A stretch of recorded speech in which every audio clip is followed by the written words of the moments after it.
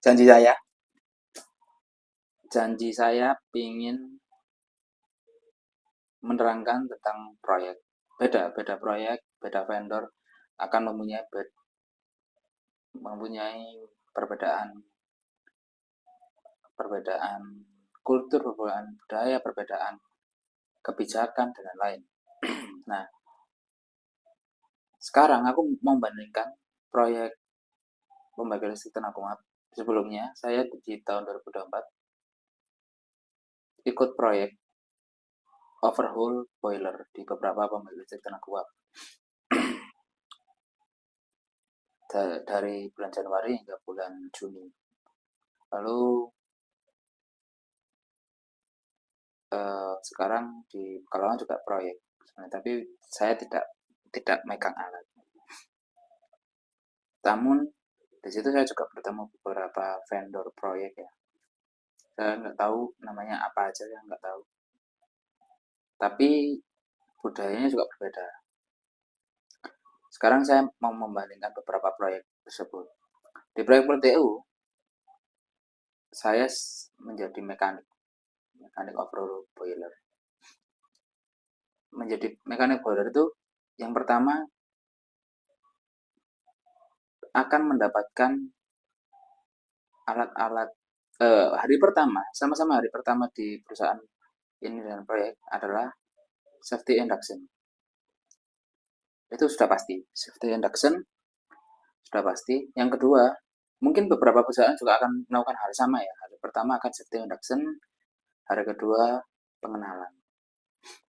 Nah, hari kedua di proyek di PLTU itu mempersiapkan alat dengan berbagai macam support tools atau safety tools. Safety tools yang di sini yang saya sampaikan adalah seperti helm, kacamata, sarung tangan, dan biasanya itu yang sesuai dengan situasi dan kondisi adalah jas hujan. Itu tergantung kondisi lah, tergantung kondisi membutuhkan atau tidak. Biasanya diberi.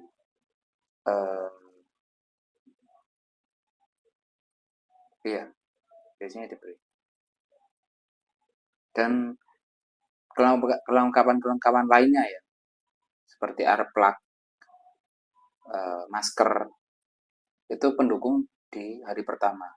Sekaligus mempersiapkan alat untuk overhaul di untuk hari berikutnya.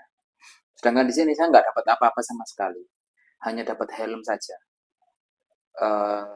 Support pendukung lainnya saya modal sendiri, seperti masker saya modal sendiri, sarung tangan saya modal sendiri, safety shoes saya modal sendiri. Kecuali safety shoes ya udahlah milik pribadi. Tapi untuk masker, kacamata adalah turunan dari sebelumnya, dari proyek sebelumnya.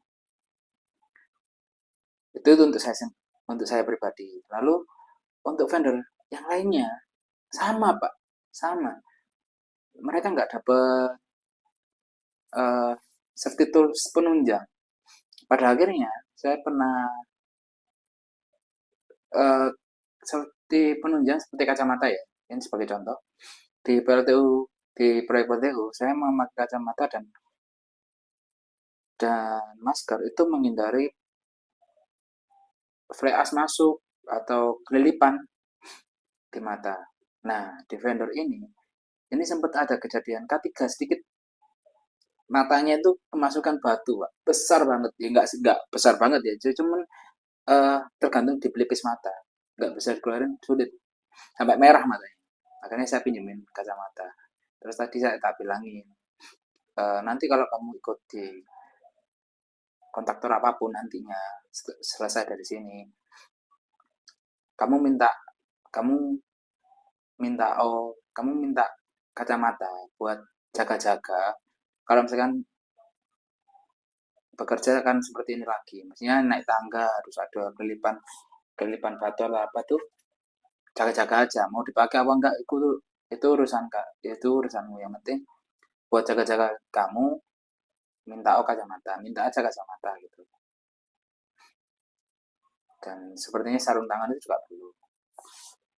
Temanku, temanku pernah bekerja di smelter katanya.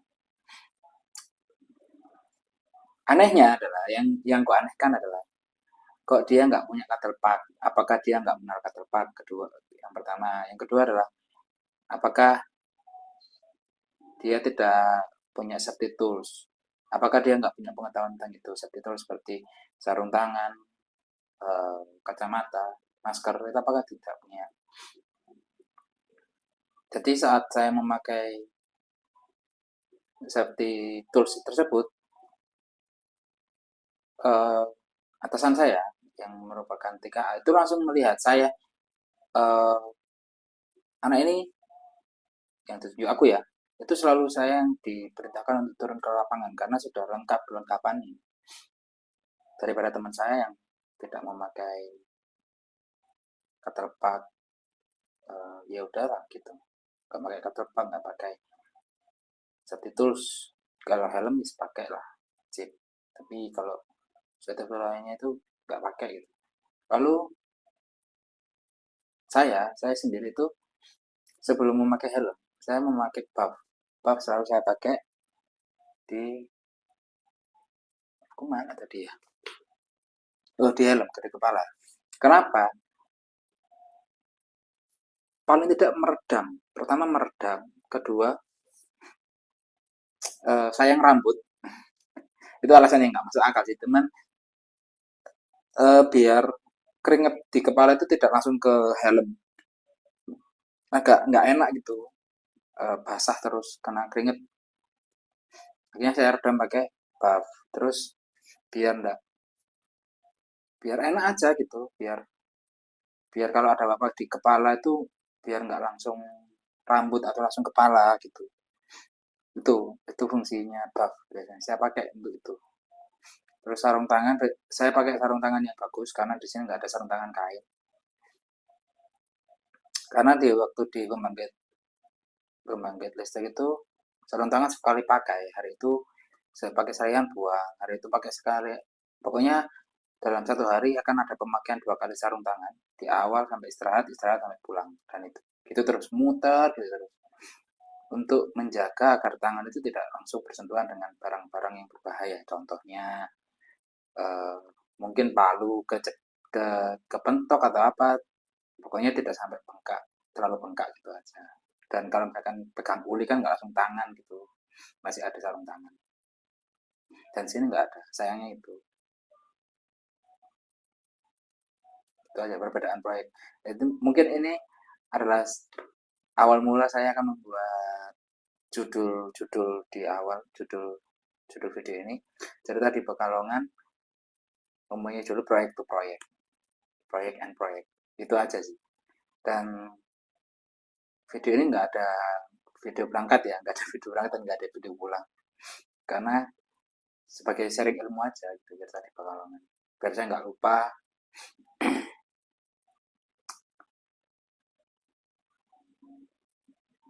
Ya gitu aja sih.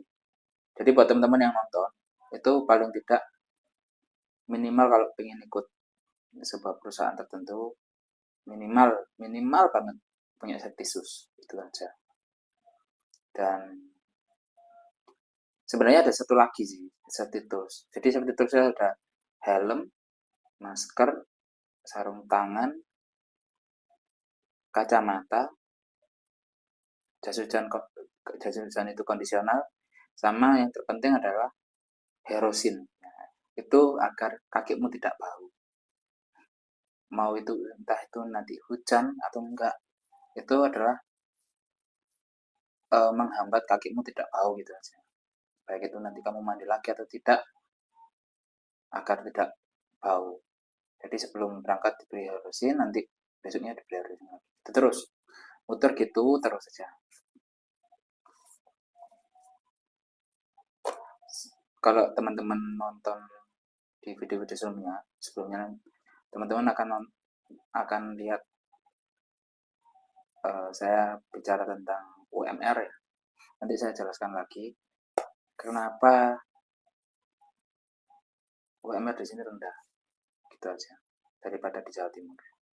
Jadi terima kasih teman-teman buat sudah nonton kok buat sudah nonton video ini. Terima kasih sekali. Sampai jumpa di video selanjutnya. Bye bye. Jangan lupa like, subscribe, dan komen.